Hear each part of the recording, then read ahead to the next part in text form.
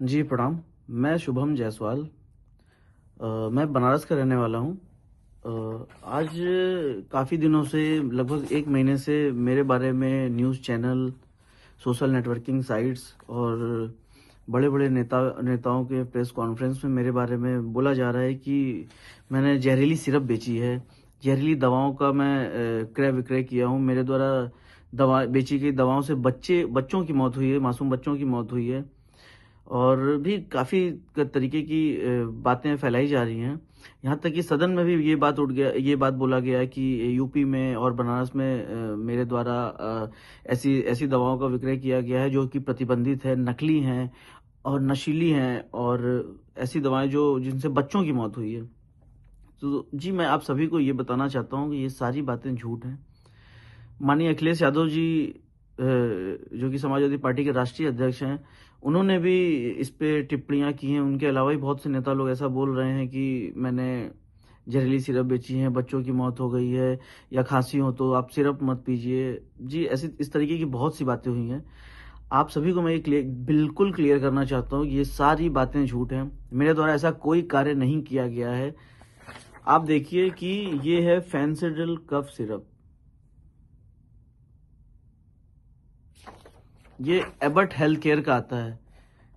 Abbott health care एक multinational company है। जी, आपको मैं बता दूं कि फेंसिडिल कफ सिरप ना ही प्रतिबंधित है, ना ही जहरीली है, ना ही किसी भी तरह की नारकोटिक श्रेणी में आती है। आप, मेरे पास डॉक्यूमेंट्स हैं इससे रिलेटेड जो भारत सरकार ने जारी किए हुए हैं। ये एक सामान्य श्रेणी की दवा है जिसको कफ होने पे यूज करते हैं। आपको मैं ये भी दिखाना चाहता हूँ जो बच्चों की मौत हुई थी।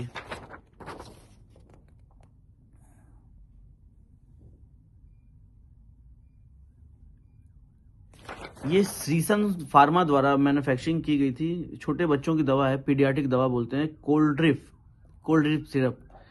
ये इन इन दवाओं को पी के बच्चों की मौत हुई थी। इसमें उतना डिटेल मुझे नहीं पता है, बट वो दवा और फेंसिडिल और ये कोल्ड ड्रिप दोनों डिफरेंट दवाएं हैं। इन दवाओं से, मतलब फेंसिडिल से किसी बच्चों की मौत नहीं हुई थी क्योंकि वो बच्चों के लिए सिरप है ही नहीं है, वो अडल्ट के लिए है। और बच्चों की सिरप अलग आती है जो कि ये है, जिससे बच्चे पी के मरे थे। तो माननीय अखिलेश यादव जी, माननीय नेता, मैं आप सभी को ये बताना चाहता हूँ कि कृपा करके इस तरीके की राजनीति ना करें, और ना ही लोगों को आप भ्रम में डालें कि यूपी में या बनारस में ऐसी सिरप बेची गई जिनसे बच्चों की मौत हो गई थी। जी, आपको मैं बता दूं कि फेंसिडिल कफ सिरप की जो मैन्युफैक्चरिंग होती है, मैं आपको पूरा डिटेल बताना चाहता हूं कि इसको भंडारण, आपको तो पहले बता दूं, किसी तरीके का ऐसा गवर्नमेंट का कोई रूल नहीं है कि इसकी कोई लिमिट है, इसको भंडारण करने की लिमिट है या इसको क्रय विक्रय करने की लिमिट है।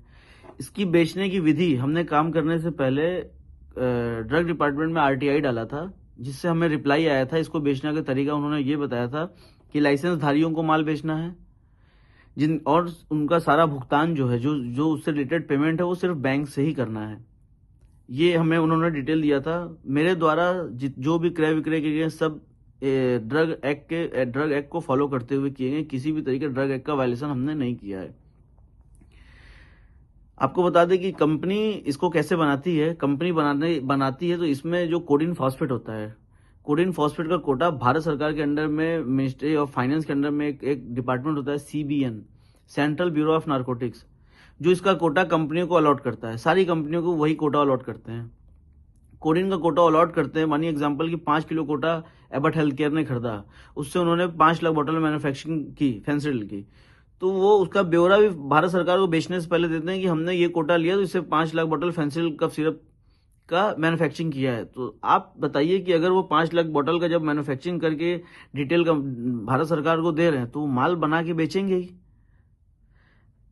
माल फिर वो बिल करते हैं हमारे जैसे डिस्ट्रीब्यूटर्स को। आपको बता दें कि इंडिया में इकलौते हम अकेले डिस्ट्रीब्यूटर नहीं थे, अकेले हम बेचने वाले नहीं थे। बनारस, झारखंड में मेरे पास था साइली ट्रेडर्स के नाम से, दिल्ली में एक फर्म थी, उत्तराखंड में एक फर्म थी, एमपी में एक फर्म थी। इस तरीके से और भी काफ़ी जगह कई फर्में थी जहाँ पे कंपनी फेंसिडिल बिल करती थी। और गाजियाबाद में पकड़े गए माल में हमारे यहाँ का कोई माल नहीं था, साइली ट्रेडर्स का कोई माल नहीं था। सोनभद्र में साइली ट्रेडर्स का कोई माल नहीं पकड़ा गया। रांची में साइली ट्रेडर्स का कोई माल नहीं पकड़ा गया। तीनों जगहों का माल जो था वो दिल्ली का था। उस पर बैच नंबर, एक्चुअली क्या होता है, दवाओं पे बैच नंबर मेंशन होता है, जिससे आप पता कर सकते हैं या कोई भी डिपार्टमेंट पता कर सकता है कि ये माल किस जगह का बिल हुआ है। तो ये माल झारखंड से ना होकर दिल्ली का माल बिल किया हुआ था, दिल्ली की कुछ पार्टियां हैं उनके नाम पे बिल हुआ था। लेकिन मैं ये नहीं समझ पा रहा हूँ कि जो भी कार्रवाई की जा रही है सिर्फ और सिर्फ मेरे ऊपर की जा रही है, जबकि मेरे द्वारा ये तरीके इस तरीके कोई कार्य, ये जो डॉक्यूमेंट्स अभी जो आप देख रहे हैं ये मेरे द्वारा ही गवर्नमेंट को दिया गया था। जब मेरे यहाँ पे एक्चुअली फेंसिल कफ सिरप का प्रोडक्शन कंपनी बंद कर दी है, रीजन कि इसी तरीके डिपार्टमेंटल हेडक होते थे तो कंपनी ये बंद कर दी है। कंपनी ने बनाना बंद कर दिया। हमारे पास भी जो भी स्टॉक पड़े हुए थे हमने उसको लास्ट टाइम जुलाई लास्ट में हमारे यहाँ से स्टॉक खत्म हो गया था, हमने सब माल बेच दिया था, सारी पार्टियों को, सारे लाइसेंस धारियों को बेचा था। किसी तरीके के अवैध व्यापार करने वालों को हमने माल नहीं बेचा है। जिसको भी दिया है सब दुकानदार थे, उनके लाइसेंस थे, उनके ड्रग लाइसेंस, उनके वैलिड ड्रग लाइसेंस उनके पास थे, उनके routine GST paid GST certificate थे उनके पास, उनके दुकान का जीपीएस फोटो हमारे पास था कि उनकी दुकानें हैं कि नहीं है, हमने जीपीएस फोटो। उसके बाद जब हम माल बेचते हैं उनको तो हमने उनसे ऑर्डर पैड पे, लेटर पैड पे ऑर्डर मंगाया जाता है मेरे द्वारा। उसके बाद उनको बिल करते हैं माल बिल करने के तरीका ये है कि उनका हम सेल इनवॉइस बनाते हैं, ई वे बिल बनाते हैं, ई इनवॉइस करते हैं और ट्रांसपोर्ट के थ्रू माल भेजते हैं। ट्रांसपोर्ट की बिल्टी होती है, जो ई वे बिल बनता है, जिस गाड़ी से माल उस पार्टी को डिलीवर होता है उस गाड़ी का डिटेल उस ई वे बिल पे मेंशन होता है, ताकि मतलब वो ओवरऑल सारा बिल कंप्लीट करके फिर हम माल उनके पास भेजते हैं। लोग बता रहे हैं कि माल मेरे द्वारा भेजा गया माल उनके पास नहीं पहुंचा है, या वो सिर्फ कागजों पे फर्म है। आपको मैं बता दूं कि जो भी ई वे बिल पे गाड़ियों का डिटेल है उससे टोल का डिटेल निकाल लिया जाए, चेक कर लिया है कि गाड़ियां वहां गई हैं कि नहीं, माल उनको डिलीवर हुआ है कि नहीं। हमारे पास माल डिलीवर होने के बाद हम बिल की रिसीविंग लेते हैं, बिल्टी की रिसीविंग लेते हैं। हमारे पास ऑल डॉक्यूमेंट्स हमने ड्रग डिपार्टमेंट्स के लिए मेंटेन करके रखा था, जो हमने अपने झारखंड ड्रग डिपार्टमेंट को दिया। झारखंड ड्रग डिपार्टमेंट द्वारा जहां जहां हमने माल भेजा वहां के ड्रग अथॉरिटी को ये शेयर किया गया। उसके बाद जहां जहां हमने माल बेचा था वहां वहां हमारे खिलाफ मुकदमा ड्रग डिपार्टमेंट द्वारा लिखवाया गया और एनडीपीएस में मुकदमे लिखवाए गए, 420 में मुकदमे लिखवाए गए। बनारस, जौनपुर, चंदौली, गाजीपुर, सोनभद्र, हर जगह हमारे खिलाफ मुकदमे लिखवा दिए गए हैं। आपको मैं बता दूं कि मेरा किसी तरीके का या मेरी फैमिली का किसी तरीके का कोई भी आपराधिक हिस्ट्री नहीं रहा है, क्योंकि हम एक व्यवसायी परिवार से बिलोंग किए हैं और हम सिर्फ व्यवसाय किए हैं। एक दवा व्यवसायी होने के नाते हमने फेंसिल जिस तरीके से बेचा उस तरीके से बाकी प्रोडक्ट्स भी हमने बेचे हैं। उसका डेटा कोई नहीं दे रहा। 100 करोड़ की बात की जा रही है, 100 करोड़ का माल खपा दिया गया, माल बेच दिया गया। जी हाँ, बिल्कुल हमने माल बेचा है, क्योंकि कंपनी बना रही है तो हम लेंगे। अगर हमको दोषी बनाया जा रहा है तो कंपनी दोषी क्यों नहीं है? जिस तरीके से कंपनी ने हमको माल दिया उस तरीके से हमने आगे पार्टियों को बेचा है, और किसी को भी हमने माल बेच दिया, हम उनसे पेमेंट लेने के हकदार है ना, कि वो माल का क्या कर रहे हैं उसका डिटेल हम नहीं दे सकते हैं या हम नहीं ले सकते हैं उनसे।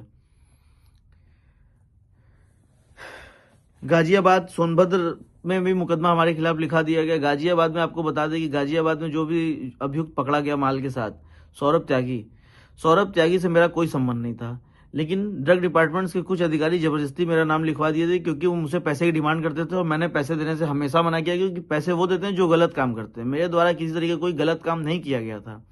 ड्रग डिपार्टमेंट्स के बड़े अधिकारी जो हैं उन्होंने जबरदस्ती मेरा नाम वहां फोन करके लिखवाया। बनारस में ड्रग डिपार्टमेंट के अधिकारी मेरा नाम जबरदस्ती फोन करके लिखवाया लखनऊ से। मेरे द्वारा किसी तरीके का काम नहीं किया। बाकी जितनी गाजियाबाद में माल पकड़े गए, गाजियाबाद में किसी तरीके की कोई जांच नहीं हो रही। क्यों नहीं हो रही आप बताइए?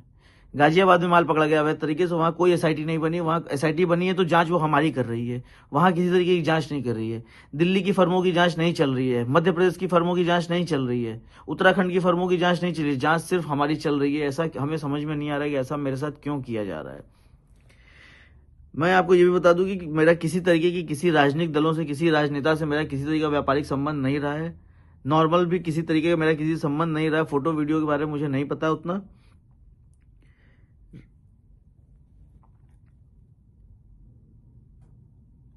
और एक और छोटी सी बात बताना चाहता हूँ। ये राजा ज्योति आनंद सिंह एक हमारे मित्र रहे हैं, हमारे साथी रहे हैं। 1 साल पहले उनकी मृत्यु हो गई थी। उसमें उनके फैमिली वाले मेरे ऊपर एलिगेशन लगा रहे थे कि हमने उनको जहर दे दिया है, कॉफ़ी में जहर दे दिया। और ये मैं आपको बता रहा हूँ कि इस तरीके का कोई काम मेरे द्वारा नहीं किया गया था। उस टाइम भी मैंने बोला था, डिपार्टमेंट्स के सामने जाके मैंने सब चीज़ बताया था और सब चीज़ उनका पोस्टमार्टम हुआ था, उसमें भी सब क्लियर हो गया था। विसरा रिपोर्ट आई थी, उसमें आया था कि वो शराब के सेवन की वजह से उनकी डेथ हुई थी। उनकी तबीयत एक्चुअली परमानेंटली ख़राब थी उस टाइम। और उनके घर वाले हैं, उनके कुछ रिलेटिव, उनके जीजा, उनके पिताजी हमसे बहुत पैसे की डिमांड की लगभग, जो मैंने नहीं दिए, क्योंकि वो मुझे धमकी देके पैसे मांगते थे कि तुमको इसमें फंसा देंगे अगर पैसे नहीं दोगे तो। दोस्तों देखिए, लोग मेरे खिलाफ बहुत उल्टा सीधा बात कर रहे हैं। मैं किसी तरीके का कोई अवैध काम अपने द्वारा, मेरे द्वारा किया ही नहीं गया है। मुझे फंसाया जा रहा है। माननीय मुख्यमंत्री जी से मैं निवेदन करता हूं कि जांच आप करवा ही रहे हैं, मुख्यमंत्री जी जांच, क्लियर जांच कराइए ताकि मुझे फंसाया ना जा सके। मुझे हर जगह फंसाया जा रहा है, बाकी सारी पार्टियों को ये डिपार्टमेंट वाले बचा रहे हैं और सिर्फ मुझे फंसा रहे हैं। मैं आपसे निवेदन हूँ, माननीय अखिलेश यादव जी से मैं निवेदन करता हूँ कि कृपा करके गलत बातें आप ना बोलें। आप बड़े हैं, आप गार्जियन हैं, आप सीनियर हैं, और ये जो है कि एमपी और ये दोनों अलग हैं। मैं निवेदन करता हूँ कि सदन में गलत बातें ना फैलाएं, और किसी तरीके की मैंने ऐसा कोई कार्य नहीं किया जो अवैध हो। मैंने डिटेल, अगर इस पे नारकोटिक्स प्रोडक्ट ये होता और एनारॉक्स होता तो मैं इसका क्रय विक्रय कभी जिंदगी में नहीं करता। मुझे बहुत परेशानी हो रही है, मैं बहुत झेल रहा हूँ, और मैं इसलिए हटा बढ़ा हूँ क्योंकि देखिए मैं एक व्यवसायी हूँ। मैं कभी पुलिस फौजदारी केस जेल मैंने नहीं देखा है, और पुलिस का नाम सुन के सबको डर लगता है। हम छोड़िए, मेरे साथ सारे व्यापारी परेशान हैं, सबको प्रताड़ित किया जा रहा है, सबको परेशान किया जा रहा है, मुकदमे उल्टे सीधे लिखे जा रहे हैं। ऐसा हमारे द्वारा कुछ नहीं किया गया, ना मेरे द्वारा ना मेरे व्यवसायियों के द्वारा। हमने एक नॉर्मल दवाओं की क्रय और विक्रय विधि पूर्वक की है, सारे कागजात के साथ की है, और किसी तरह की कोई सेल फर्में हमारे द्वारा नहीं बनाई गई हैं। जिन दुकानदारों को हमने माल बेचा है, जिस टाइम हम माल बेचते थे वो दुकान उस टाइम एग्जिस्ट करती थी। मेरे पास उसके एविडेंस है, मेरे पास उसके प्रूफ हैं। और मैं चाहता हूं, माननीय मुख्यमंत्री से मैं दोबारा निवेदन करना चाहता हूं कि कृपा करके इसकी स्पष्टीकरण, इसकी जांच आप करा रहे हैं, मुझे पता है, लेकिन कृपा करके इसमें आप इस तरीके की जांच ना कराएं जिसमें हम दोषी हों, क्योंकि हम दोषी नहीं हैं माननीय मुख्यमंत्री जी। और ये जो भी लोग ये आपको फैला रहे हैं या बोल रहे हैं, ऐसा कुछ भी नहीं है। आप इसकी जांच करा लीजिए, और हमें हमारी मदद करिए। आप, आपसे उम्मीद है, आप न्याय करते हैं हर जगह, और हम चाहते हैं कि आप हमारी मदद करिए मुख्यमंत्री जी। प्रणाम।